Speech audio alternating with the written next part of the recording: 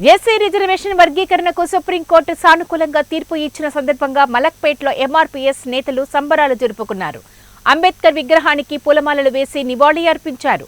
అనంతరం మిఠాయిలు పంచుకున్నారు. ఈ సందర్భంగా వారు మాట్లాడుతూ ఎంఆర్పీఎస్ వ్యవస్థాపక అధ్యక్షులు మందకృష్ణ మాదిగ నాయకత్వంలో ఎంఆర్పీఎస్ ఆవిర్భవించి 30 ఏళ్లు సుదీర్ఘమైన శాంతియుత పోరాటానికి భారత అత్యున్నత న్యాయస్థానం న్యాయం చేసిందని, మాదిగ ఉపకులాలకు చెందిన 59 కులాలకు ఎస్సీ రిజర్వేషన్ సమపాలనలో అంది అన్ని వర్గాల అభివృద్ధి చెందుతాయని ఆశాభావాన్ని వ్యక్తం చేశారు.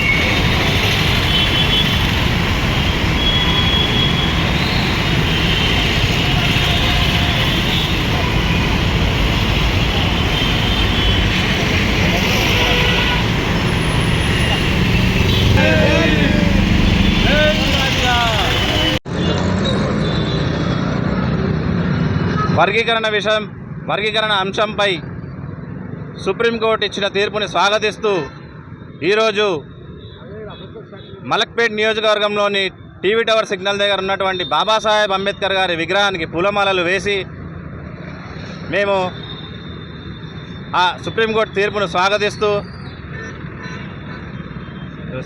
స్వీట్లు కూడా తినిపించుకుంటూ దీన్ని బాగా సంబరాలు జరుపుకోవడం కూడా జరిగింది. మాదిగల 30 ఏళ్ల కళని నెరవేరుస్తూ నిన్న దేశ అత్యున్నత న్యాయస్థానమైనటువంటి సుప్రీంకోర్టు సిజేఐ చంద్రచూడ్ గారి నేతృత్వంలో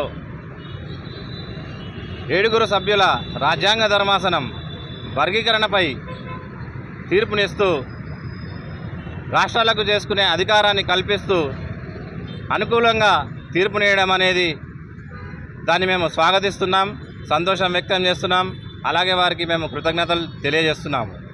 గత 30 సంవత్సరాల నుండి అనేక ఉద్యమాలు, అనేక పోరాటాలు చేసి ప్రాణాలను సైతం లెక్క చేయకుండా ప్రాణ త్యాగాలను కూడా చేసి వర్గీకరణనే లక్ష్యంగా పెట్టుకొని ప్రాణ త్యాగాలు కూడా చేసినటువంటి మా మాదిగ జాతి అమరవీరులకు ఈ యొక్క విజయాన్ని మేము అంకితం చేస్తున్నాము.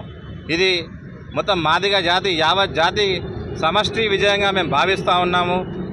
అలాగే నిన్న అసెంబ్లీలో కూడా ముఖ్యమంత్రి గారు దీనిపై స్పందిస్తూ దీన్ని తీర్మానం చేస్తూ ఆమోదించడం కూడా సంతోషకరమైన విషయం. మేము రాష్ట్ర ప్రభుత్వాన్ని కూడా ఒకటే కోరుతా ఉన్నాం, ఏదైతే ఎన్నికల సమయంలో ఎస్సీ ఎస్టీ డిక్లరేషన్లో భాగంగా ఏదైతే ఎస్సీ షెడ్యూల్ కులాల రిజర్వేషన్లను 15% నుంచి 18%కి చేస్తానని చెప్పేసి ఏదైతే ప్రకటన చేసిరో, ఏదైతే హామీ ఇచ్చిరో దాన్ని కూడా నెరవేర్చి జనాభా నిష్పత్తి ప్రకారం మాదిగలకి 12% రిజర్వేషన్ కల్పించాలని చెప్పేసి మేము రాష్ట్ర ప్రభుత్వాన్ని కూడా కోరుతా ఉన్నాం. జై భీమ్, జై మాదిగ.